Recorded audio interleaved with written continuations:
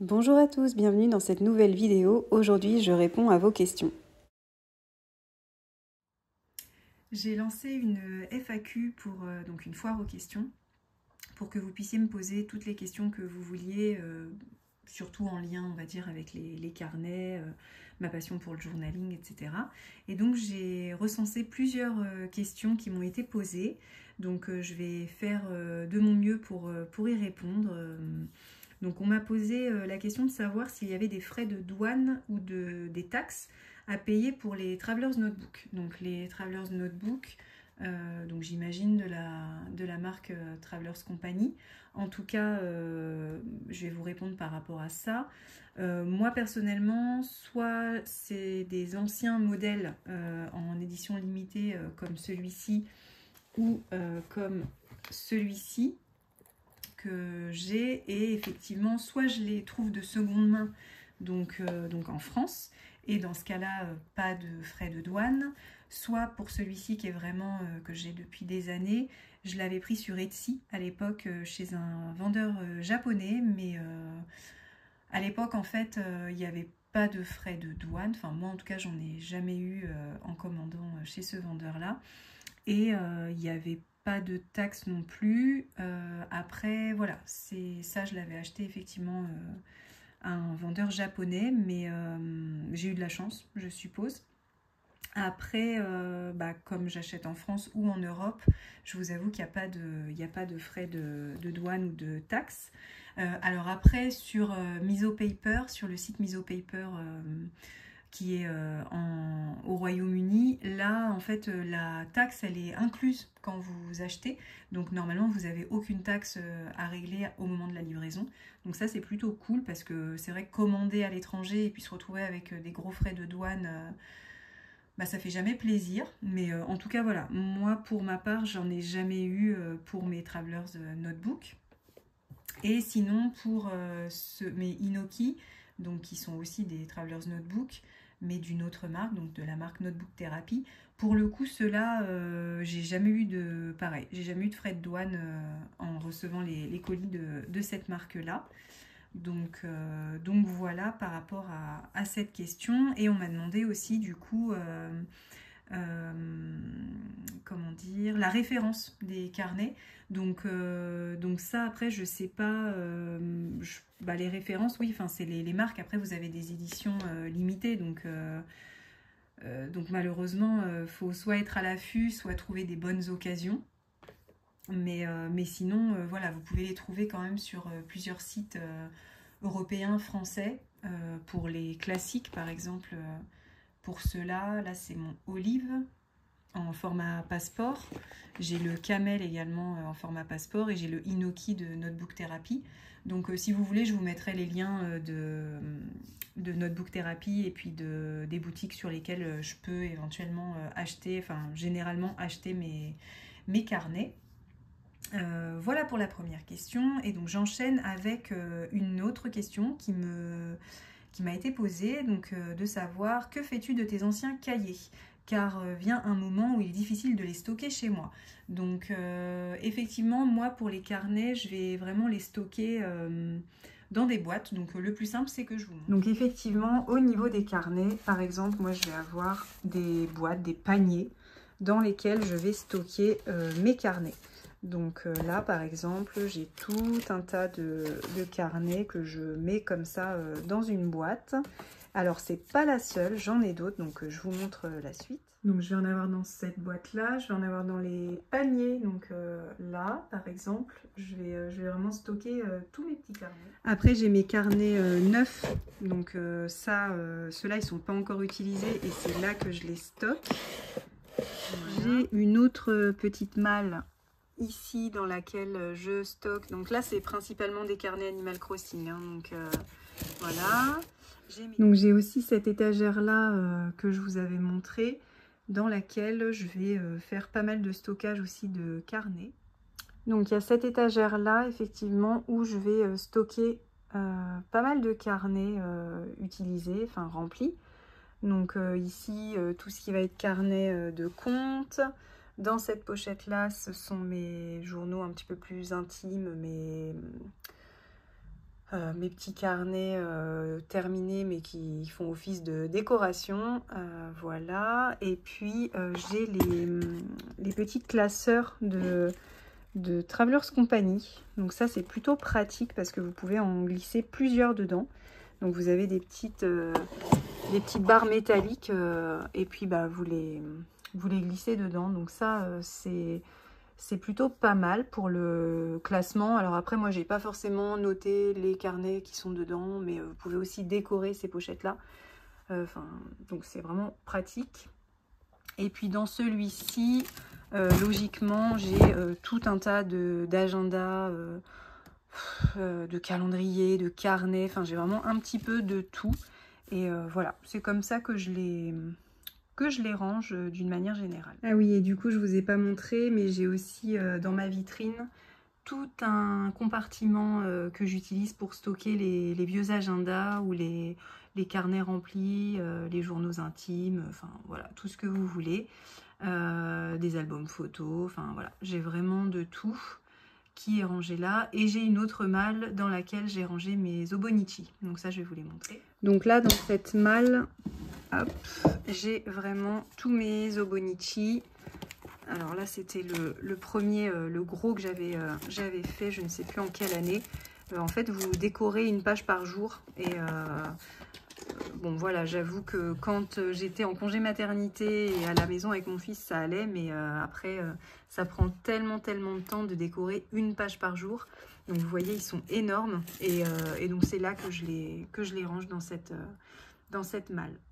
On m'a demandé aussi s'il y avait des boutiques en Europe où que je pouvais recommander pour acheter des stickers mignons. Alors là, pour le coup, je vais vous les mettre en barre d'infos et sur Instagram parce que déjà, je pense qu'il y en a certaines dont je vais écorcher le nom de la boutique. Donc oui, il y en a vraiment beaucoup de nos jours en Europe où vous pourrez trouver vraiment toutes sortes de petits stickers mignons comme ceux-là. Donc je vais vous faire la liste et puis vous la mettre en barre d'infos si ça vous intéresse. On m'a demandé une vidéo également sur... donc peux-tu faire une vidéo où tu montres tes carnets et tu donnes des astuces pour les débutants? Donc oui, effectivement, ça pourra faire l'objet d'une prochaine vidéo où je vous les présente. Alors je ne sais pas si la question était tournée vers les carnets dans le sens Travelers ou si c'est vraiment chaque carnet que j'ai et que je mets à l'intérieur et ce que j'en fais, parce que si c'est ça l'objet de la question, effectivement j'ai déjà fait une vidéo dans laquelle j'explique je montre les carnets que j'ai et que j'utilise. Alors j'ai pas forcément montré l'intérieur, donc voilà, si c'est ça la question, je ferai une vidéo dédiée, il n'y a pas de souci. On m'a posé la question aussi de savoir combien de carnets j'utilise en ce moment. Donc il faut savoir que ça dépend vraiment des moments. Il y a des périodes pendant lesquelles je vais en avoir vraiment beaucoup, plusieurs à la fois. Et il y a des périodes où je vais vraiment toujours utiliser les mêmes.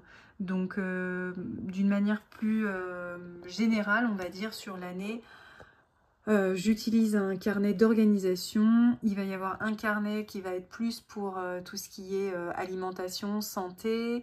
Il y a un carnet qui va être vraiment pour des notes en vrac, voir mes pensées, mes réflexions, un petit peu plus personnelles, on va dire. J'avais suivi cette année un carnet avec la météo. Alors au début, le challenge c'était de continuer un dessin par jour, comme j'avais fait l'année dernière, mais je vous avoue que c'était trop compliqué. Enfin voilà, vous voyez, même le mois de janvier, j'ai même pas repassé, j'ai même pas mis des couleurs. Enfin, c'est une catastrophe et je crois qu'après j'ai complètement abandonné. Voilà, en mai, j'ai lâché l'affaire. Donc effectivement, maintenant je note juste la météo. D'ailleurs, ça a été une question de savoir comment j'utilisais ce petit carnet météo. Donc, et pour le coup, c'est un carnet que je ne poursuivrai pas en 2025 parce que la météo, je peux l'intégrer dans n'importe quel autre carnet. Donc voilà, je n'ai pas recommandé ce format-là, même si je l'adore, je le trouve trop mignon. Mais l'acheter, pour le moment, j'ai pas d'idée. Donc si jamais j'ai une idée pour 2025, je le reprendrai, mais j'en doute. Et donc pour les carnets que j'utilise en ce moment, donc ça c'est l'objet d'une vidéo que j'avais faite il y a quelques temps où j'avais montré mes carnets, mon organisation. Donc voilà, vous pourrez la retrouver dans mes vidéos sur YouTube. Donc une des questions c'est: pouvez-vous nous montrer votre carnet Animal Crossing et votre carnet météo? Donc ça je viens de vous le montrer. Et pour ce qui est du carnet Animal Crossing, alors j'en ai vraiment utilisé plusieurs au fur et à mesure du jeu. Et donc celui-ci c'est le tout dernier, donc ça fait un petit moment hein, que je l'ai commencé parce que je note pas forcément tous les jours des choses Déjà je ne joue pas tous les jours en ce moment, mais voilà, quand j'ai des nouveaux habitants ou ce genre de choses, c'est vraiment propre au jeu Animal Crossing. Hein. Les personnes qui ne jouent pas, voilà, vont pas forcément, enfin vont pas du tout voir l'intérêt de tenir un carnet sur un jeu vidéo. Mais c'est vrai que moi j'aime bien... Voilà, me fixer des objectifs, des idées de décoration, de thèmes pour l'île. Enfin voilà, je note un petit peu tout. Et puis je note aussi le suivi du taux de navet ou ce genre de choses. Donc voilà, pour les passionnés d'Animal Crossing, moi je trouve qu'avoir un petit carnet, c'est vraiment sympa à tenir. Et puis donc pour la météo, je vous ai montré. Et ensuite, j'avais une autre question. Donc c'était de savoir, pourrais-tu expliquer comment tu fais ton journal de santé? Donc mon journal de santé, c'est tout bêtement un Traveler's Notebook, donc au format régular. Donc je l'avais commencé au mois de mai, mais alors le mois de mai, mais de l'année dernière je pense. Non. Alors en ce qui concerne donc mon carnet de santé, donc c'est celui-ci. Donc celui-ci, je l'avais commencé il y a quelques mois, je crois même en 2023 ou en début d'année, je sais plus trop. Mais je l'avais laissé tomber en fait parce que à la base j'y note mon humeur, mon poids, comment je me sens, si j'ai des soucis de santé particuliers, mon alimentation, mes envies, enfin un petit peu tout en fait qui est lié à mon bien-être, le sport, la marche, ce genre de choses.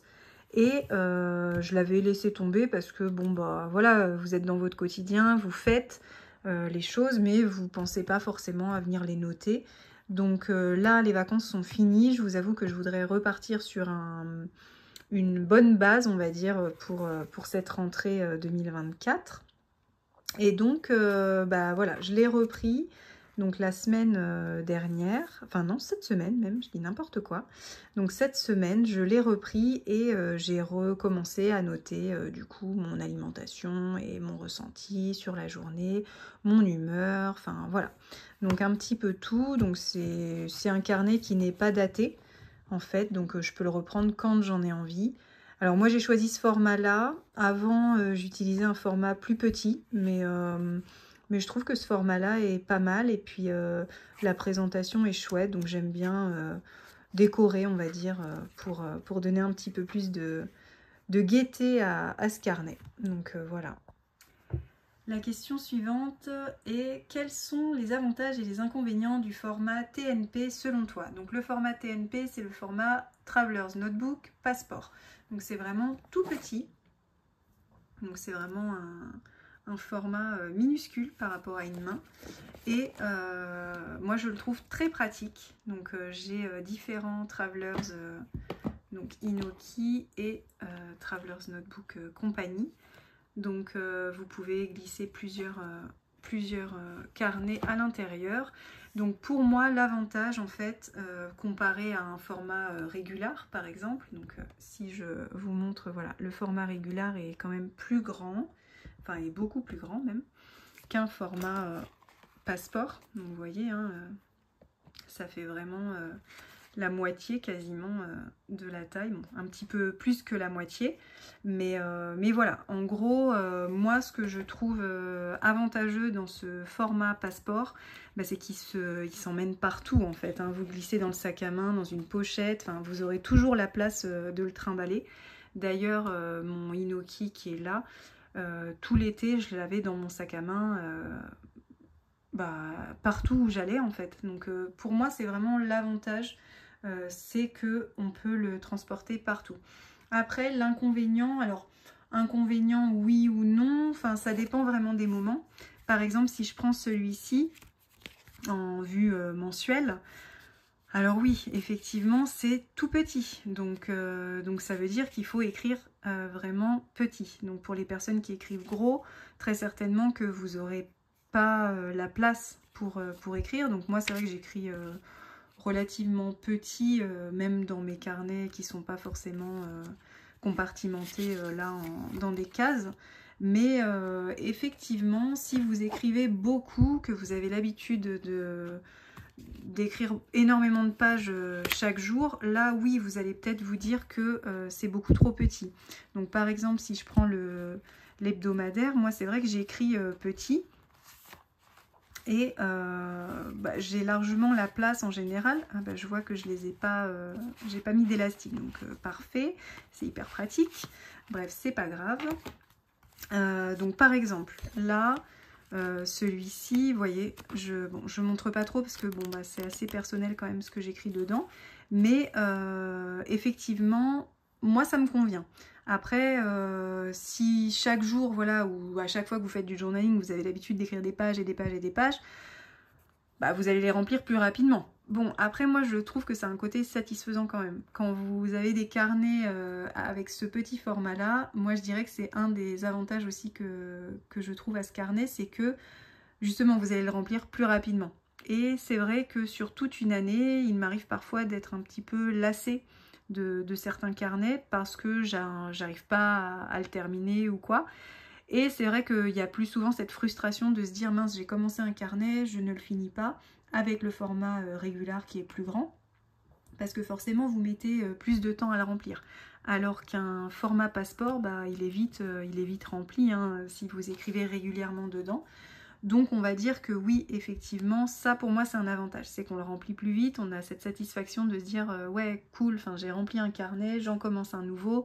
Enfin moi j'adore, j'aime bien la sensation de commencer un carnet, le terminer jusqu'au bout et en commencer un nouveau. Donc oui, moi ça je mettrais dans l'avantage. Donc l'inconvénient, comme je vous dis, c'est si par contre vous aimez écrire beaucoup et que vous, pour le coup, vous trouvez que ça va trop vite et que, voilà, hein, ça a un coût aussi, donc il faut en racheter plus régulièrement. Mais finalement, non, des inconvénients, je dirais ça dépend vraiment de votre utilisation. Personnellement, j'ai pas trop d'inconvénients à citer pour les formats passeport, parce que moi c'est vraiment un format que j'adore, mais vraiment vraiment beaucoup. donc non, je vois pas comme ça d'inconvénients. Honnêtement, j'ai beau réfléchir, je vois que des avantages à ce format-là. Si vous voyez des inconvénients, dites-moi en commentaire, ça m'intéresse. Est-ce que vous êtes plutôt régulier, plutôt passeport ou un autre format, hein, un format A6, un format A5, A4, pourquoi pas, je sais pas. Mais en tout cas, voilà, moi personnellement, ça me convient. C'est vraiment, il n'y a que des avantages pour moi. Voilà. On m'a demandé si je faisais des petites pages de collage. Alors je vous avoue que non, j'aime bien regarder les petites pages, les décorations des carnets chez certaines personnes qui font des très jolis collages et qui ont des carnets vraiment uniquement pour les collages. Moi je vous avoue que non, alors à part si vous appelez ce genre de carnet un collage, mais pour moi le fait de mettre plusieurs petits stickers les uns après les autres, j'appelle pas forcément ça du collage, dans la mesure où en fait je viens pas coller par dessus. Donc voilà, les petits collages que je vais faire, moi c'est vraiment pour décorer mes semaines, mais c'est pas je sais pas, est-ce que c'est considéré comme du collage ou pas, je ne sais pas, mais voilà le type de collage que moi j'ai l'habitude de faire. J'ai pas de carnet dédié pour uniquement du collage et ensuite venir mettre une petite phrase ou ne rien écrire, ça non, je ne fais pas. Alors, la question suivante était de savoir ce que je préfère comme page dans mes carnets, à savoir lignée, quadrillé, blanche, craft, etc.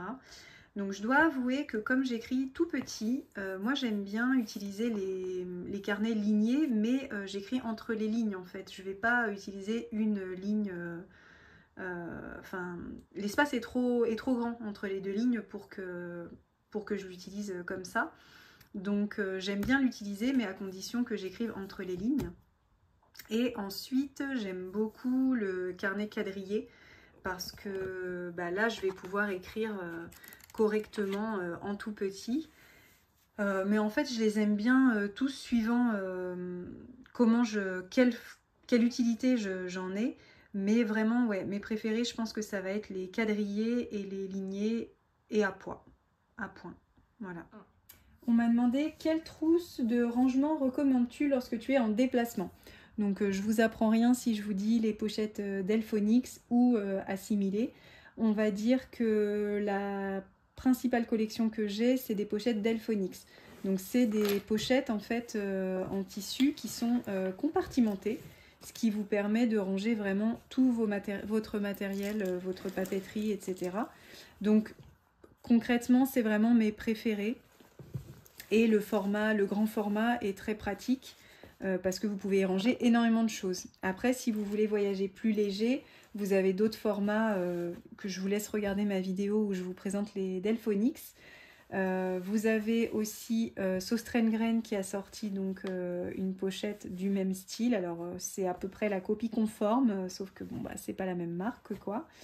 Donc celle-ci est plus petite et effectivement vous pouvez l'emporter partout. Et sinon, vous avez aussi la marque Notebook Therapy qui a sorti des pochettes de voyage, donc celle-ci avec la petite anse.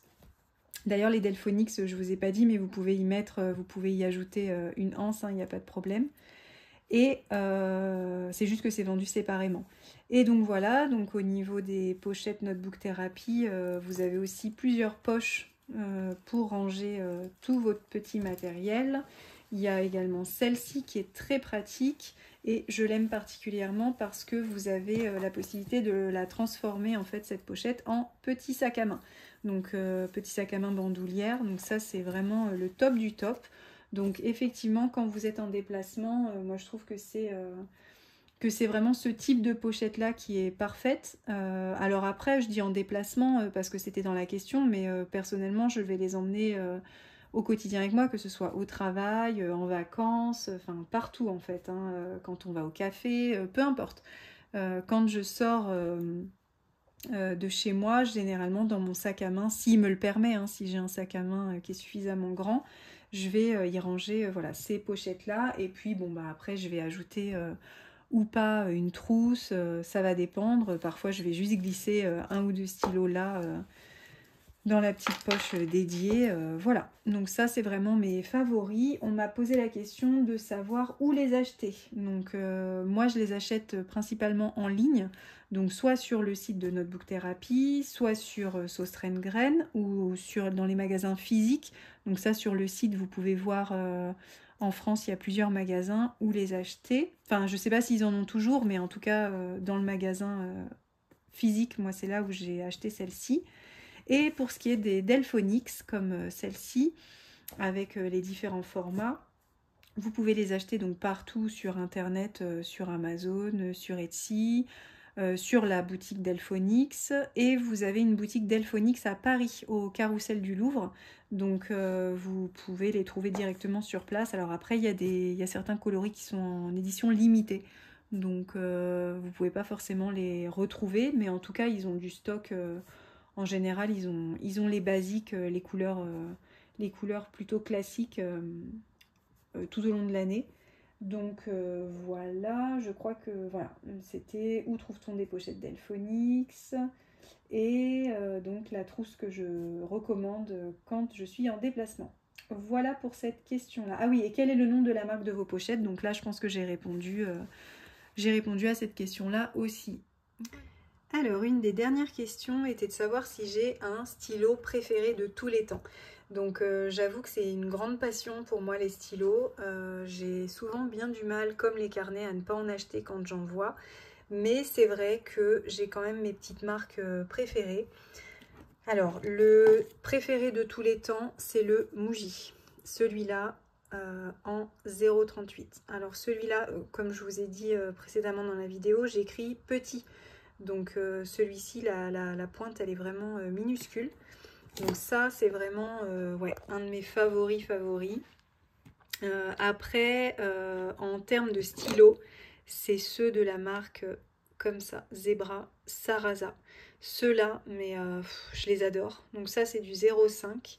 Je les ai depuis très longtemps et en fait, ils glissent vraiment hyper bien. Donc je dirais vraiment les Muji et Sarasa. C'est vraiment mes favoris pour écrire en termes de stylo. Et puis j'aime beaucoup aussi, mais c'est aussi un Muji, c'est les formats 0,5. Voilà, donc en plus c'est des stylos qui sont pas franchement, enfin les Muji, qui sont pas franchement hyper chers. Donc voilà, je pense que c'est assez abordable comme prix. Donc voilà pour répondre à la question. L'avant-dernière question est de savoir où je peux acheter les carnets aussi mignons. Donc je les achète principalement chez Junku, donc la librairie japonaise à Paris. Je les achète sur Etsy, sur des sites comme Miso Paper, Cuteness. Là, celui-ci, je l'avais acheté, cet agenda-là, chez Iji Papeterie, donc à Paris. Donc ça, vraiment, vous avez une tonne de boutiques aujourd'hui sur Internet qui vendent de la papeterie mignonne, japonaise, coréenne, etc. Il y a de tout, en fait. Vous pouvez vraiment, je pense, trouver votre bonheur sur Internet, en Europe, en France. Donc pareil, ça je vais vous mettre les boutiques dans lesquelles j'achète mes carnets. Et je pense même que ça fera l'objet d'un article de blog, parce que mon blog est resté à l'abandon ces derniers temps au profit de ma chaîne YouTube. Mais c'est vrai que je trouve plus pratique de vous en parler de ce type de boutique sur un article de blog. Je pense que c'est plus simple, donc j'y travaillerai, mais plus tard. Et en attendant, je vous mets en description les différentes boutiques dans lesquelles vous pouvez retrouver ces jolis petits carnets. Et la dernière question, c'est pourquoi aimes-tu tant le journaling? Alors honnêtement, pourquoi? Eh bien parce que déjà ça me libère l'esprit d'écrire, de décorer mes carnets, enfin j'englobe vraiment tout dans le journaling, pas le simple fait d'écrire, mais ça permet en fait de documenter sa vie comme je le vois souvent écrit aujourd'hui. En fait, tu vas garder des souvenirs, tu vas vraiment... ouais, c'est vraiment ça en fait. Te focaliser sur des choses positives que tu vas vouloir garder en mémoire. Alors je dis pas que le journaling c'est que des choses positives, mais c'est vrai que moi c'est comme ça que je le vois en tout cas. C'est vraiment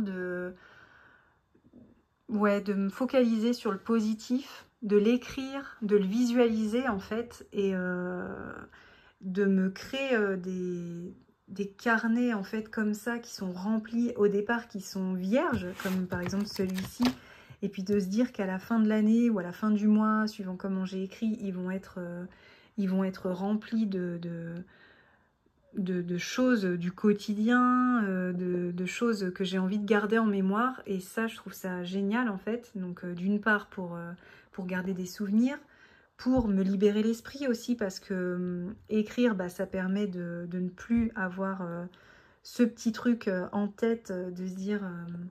ça peut être des choses toutes bêtes, hein, je sais pas moi, mais le repassage, le linge, le truc, enfin voilà, ça peut être des to-do list, ça peut être plein de choses en fait que vous allez venir écrire et qui resteront pas forcément dans votre esprit, mais dans le sens négatif en fait, le petit truc qui va vous polluer l'esprit, vous venez l'écrire. Et pour moi ça fait partie aussi du journaling, hein, c'est pas que l'aspect créatif du truc.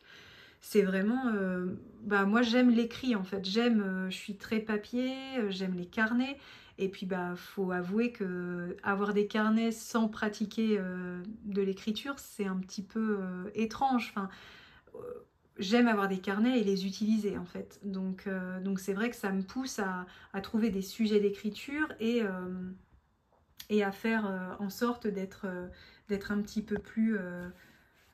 comment dire, régulière dans une pratique aussi. Moi ça je trouve que c'est important de trouver une activité à soi. C'est personnel en fait, même si voilà, j'aime aussi beaucoup cet aspect du journaling dans le sens communauté. le fait de partager avec d'autres personnes qui ont effectivement aussi cette passion pour les carnets, etc. Mais sans pour autant forcément partager ce qui va être trop personnel. Mais ouais, le fait d'écrire, donc y a plein d'aspects dans le journaling qui me correspondent tout à fait en fait. J'ai toujours eu des carnets depuis que je suis toute petite et c'est vrai que mon approche du journaling diffère d'une année à l'autre ou même d'une période à l'autre et j'aime beaucoup comparer mes carnets en fait et voir comment cette pratique a évolué. Mais ce qui me plaît le plus en fait, c'est aussi cette satisfaction dont je parlais tout à l'heure quand on termine un carnet. Bah ouais, ça j'aime beaucoup me dire que j'avais plein de choses à dire, plein de choses à écrire et me, me faire avancer en fait. C'est vraiment se fixer des objectifs euh, ou juste se vider l'esprit. Enfin, vraiment, c'est quelque chose qui m'apaise en fait. Et je pense que d'autres personnes vont retrouver ça dans d'autres activités. J'ai d'autres activités comme le dessin ou la broderie, la couture, tout ça, qui vont me vider l'esprit aussi. Mais voilà, moi c'est vraiment le journaling qui me passionne le plus. Donc, donc voilà, j'espère avoir répondu à la question. Alors je vous avoue que j'ai répondu comme ça, vraiment comme ça venait. Hein. J'ai rien préparé, donc c'est peut-être un petit peu décousu, mais en tout cas voilà, j'espère vraiment que les réponses aux questions que vous m'avez posées vous auront plu. Et puis bah, si vous avez d'autres questions, n'hésitez pas à les poser en commentaire, ça peut toujours être sympa d'y répondre.